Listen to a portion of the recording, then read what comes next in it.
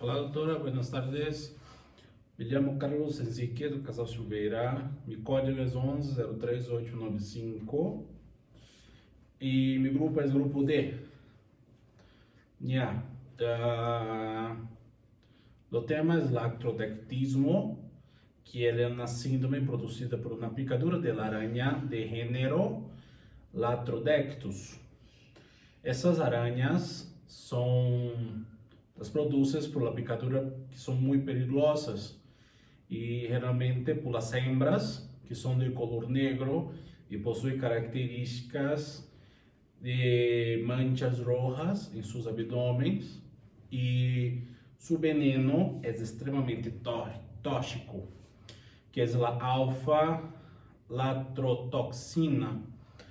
Seu principal composto ativo atua como uma neurotoxina pré-sináptica que se une aos receptores da placa neuromuscular, induzindo a formação de canais permeáveis de cálcio e outros cátions monovalentes, la qual atua a nível do sistema neurovegetativo, mais especificamente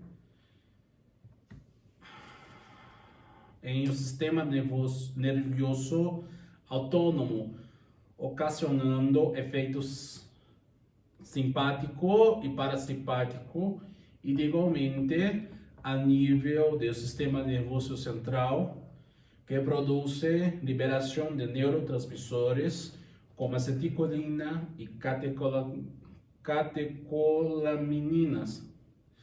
A nível da corteza cerebral, as placas neuromusculares a nível e a placas neuromusculares a nível ganglionar. O sistema nervioso autônomo ou vegetativo é a parte do sistema nervioso que se encarga da regulação das funções viscerais involuntárias do organismo. É responsável de mantenimento das homeostasis corporales e das respostas de adaptações do organismo ante as variações de meio externo e interno, assim ajudando a controlar entre suas funções principais a pressão arterial, a frequência cardíaca, a mortalidade e a secreção digestiva, a emissão urinária, a sudoração, a temperatura corporal e entre outros. Algumas dessas funções estão controladas totalmente por o sistema nervioso autônomo, mientras que outras lo estão parcialmente conjuntamente com hormonas circulantes e outros mediadores químicos locais. As fibras nervosas simpáticas e parasimpáticas segregam basicamente uma das duas substâncias transmissoras da sinapse. Uma é a acetilcolina, que é a fibra que são as fibras que liberam a acetilcolina, que se chamam colinérgicas. Todas essas neuronas se chamam pré-ganglionárias, são colinérgicas, tanto com o sistema nervioso simpático como o sistema nervioso parasimpático. A acetilcolina ou as substâncias semelhantes, ao aplicá-las aos gânglios, excitarão as neuronas pós-ganglionárias, tanto simpáticas como parasimpáticas. Em o câmbio, a maioria dos neurônios pós-ganglionares simpáticas são adrenérgicas. Sem embargo, as fibras nervosas simpáticas pós-ganglionárias dirigidas às glândulas sudoríparas e talvez a um número muito escasso de vasos sanguíneos são as colinérgicas. A acetilcolina sintetiza em las terminações finais, em las variações de las fibras nervosas colinérgicas, onde se armazena em vesículas uma grande concentração hace que se libere uma reação química básica de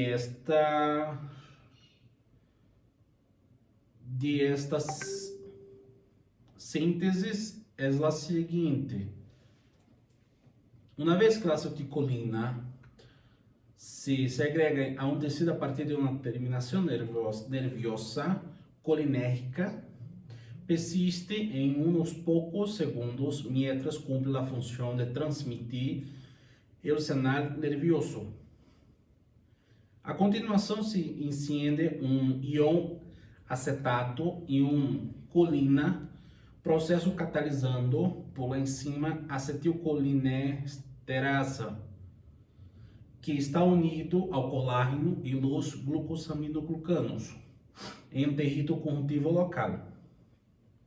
Este mecanismo é o mesmo que ocorre em las uniões neuromusculares de las fibras nerviosas esqueléticas para a transmissão de sinais colinérgicas e a posterior destruição da acetilcolina.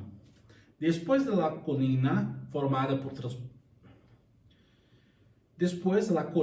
formada se transporta de novo a la terminação nerviosa, onde volve a utilizar-se uma e outra vez para a síntese de uma nova acetilcolina, provocando donde se vai provocar as seguintes manifestações clínicas dentro dela latrodectismos.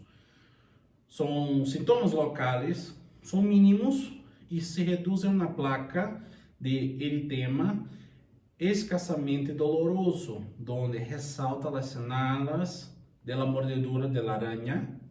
Ao cabo de umas horas, predomina uma rigidez de músculos abdominais, abdômen em tabla torácica, e a cara pode adotar um aspecto peculiar de fases latrodectísmica.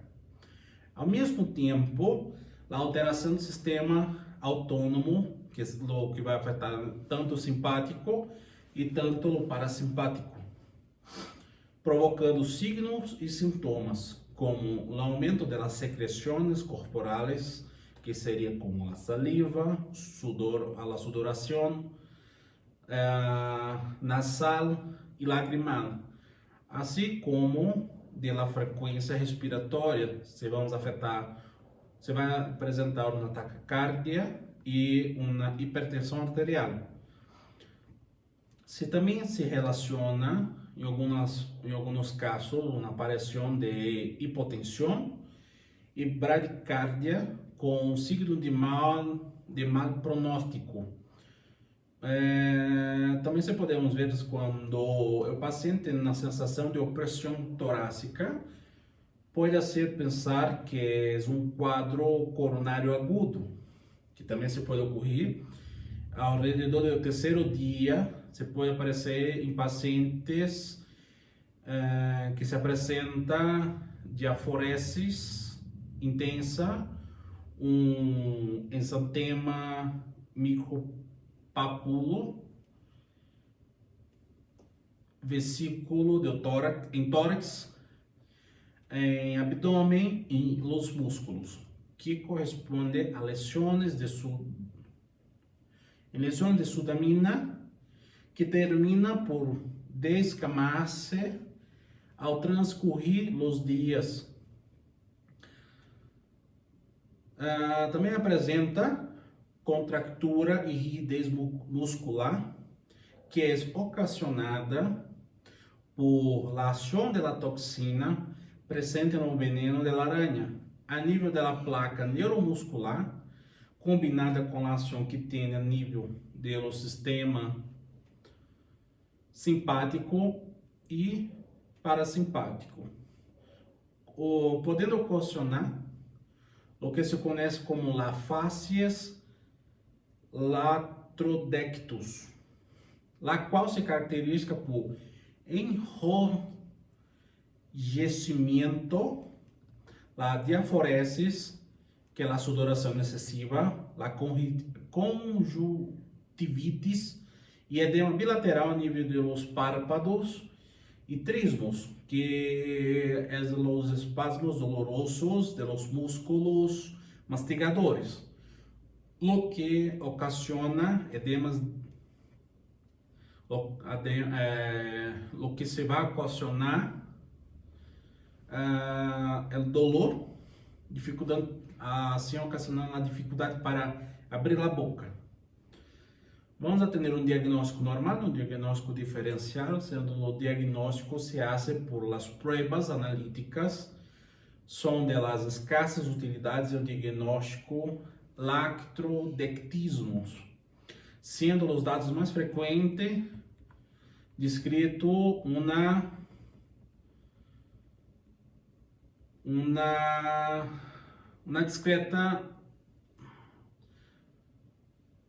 uma discreta leucocitose, que seria o aumento do latrodectismo,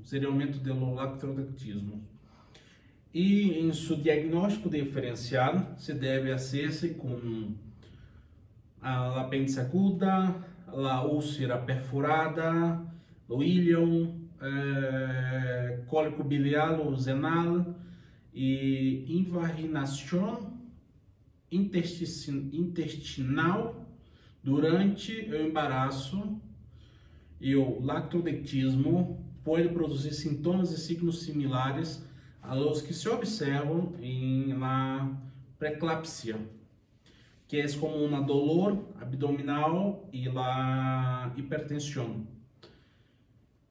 E outros como pancreatites, e também se pode ser tétano, infarto agudo de miocárdio, intoxicação alimentar e torção testicular em os homens. Desta picadura de aranha, temos 3 grados de níveis de intoxicação que se podemos ver em seus casos, em seu quadro clínico. O grado 1 seria o leve dolor em sítio de lesão e uma região lumbosacra, abdômen, astenia, adinâmia, diaforesis, alória e hiperreflexia. Em no grado 2 ou moderada, vamos a ter uma acentuada disneia, epífora, cefaleia ou espasmos, contractura ou rigidez muscular muito aparente. E também se pode ver priaprismo. E no grado 3, se ou severa, vamos atender mioses, midriasis, trismos, transtorno de ritmo cardíaco, broncoespasmo, e esses seriam os 3 grados que vamos ver em suas manifestações clínicas. Agora vamos entrar na parte do tratamento, que a evolução depende da severidade da intoxicação que se dá por cada paciente. Então isso quer dizer que cada paciente é um caso à parte, não? Alguns pode ser mais sencillo e outros pode afetar muito mais, principalmente se for jovens, niños ou ancianos. Normalmente os sintomas se podem desaparecer em os pacientes não tratados em uns 7 dias e os adequadamente tratados nos primeiros 48 horas. As complicações de los casos se puede dar por trombosis de la arteria poplitea, linfedema coronario, priaprismo, parálisis de extremidades, infecções bacterianas ou virais em los sitios de mordedura e falecimento. Essas complicações são muito aparentes, com preferência em niños e ancianos e em pacientes com enfermidades cardiovasculares. Lo que não se deve fazer em uma lesão de mordedura de Lactodectus é não utilizar por nenhuma maneira antissépticos que coloreiam a zona afetada. Isso se pode, no momento do diagnóstico, se pode se fazer um diagnóstico equivocado por ter passado isso e não fijaste bem, não? Não fazer cortes ou sucção sobre a área mordida, já que é muito infectante. Não utilizar,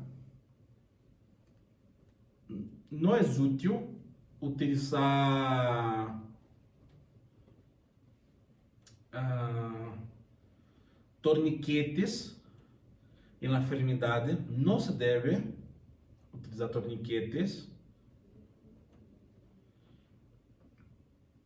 E seu tratamento farmacológico, se podemos ver por 8 passos, como se mostra no artículo, que seria o primeiro, o ABC, que seria aeração, ventilação e circulação. Lá 2 seria os usos dos analgésicos para o controle do dolor, que podemos usar como um fármaco a metamizol, que seria 10 mg ao dia, paracetamol. O terceiro seria um relaxante muscular, que podemos usar um metacarbamol ou diazepam. 4 seria um gluconato de cálcio, pero tens que vigiar a sua frequência cardíaca. Os 5 seria um antihipertensivo, porque ela afeta muito a frequência cardíaca, não? E os 6 seria uma proteção antitetânica, como já foi falado sobre o tétano, não? Também se pode ser um dos casos, pero tens que seguir o esquema e a idade do paciente. Os antibióticos para melhor prevenção, que podemos usar os derivados de los beta-talâmicos. E o 8 seria a fagoterapia, que são os sueros fisiológicos, que são reservados principalmente aos pacientes com uma sintomatologia presente desde o leve, moderado ou severo, ou apresentando alterações respiratórias e sintomatologia que não reverta a manejo com cálcio e relaxantes musculares como os analgésicos. A conclusão desse trabalho que podemos concluir esse trabalho sendo uma ênfase da importância do reconhecimento e identificação da espécie aracnídea que pode provocar acidentes em homem, ancianos e niños, e aqui vemos sua frequência varia entre idade e gênero, assim como a gravidade, afetando de pessoa a pessoa, sendo algumas pessoas mais graves e outras pessoas um pouco mais sensíveis os casos. E em função da capacidade que tenha seu veneno de provocar o dano aos organismos, e aqui temos um tratamento bem claro e bem sencillo, não? Uma vez que a pessoa não tem a picadura, chegando ao centro de saúde, se queda, quanto mais temprano se hace seu caso, mais temprano e mais sencillo se queda seu diagnóstico, e assim hace seu tratamento y terminando su ciclo de la enfermedad. Muchas gracias, doctora. Ese es mi trabajo y hasta luego.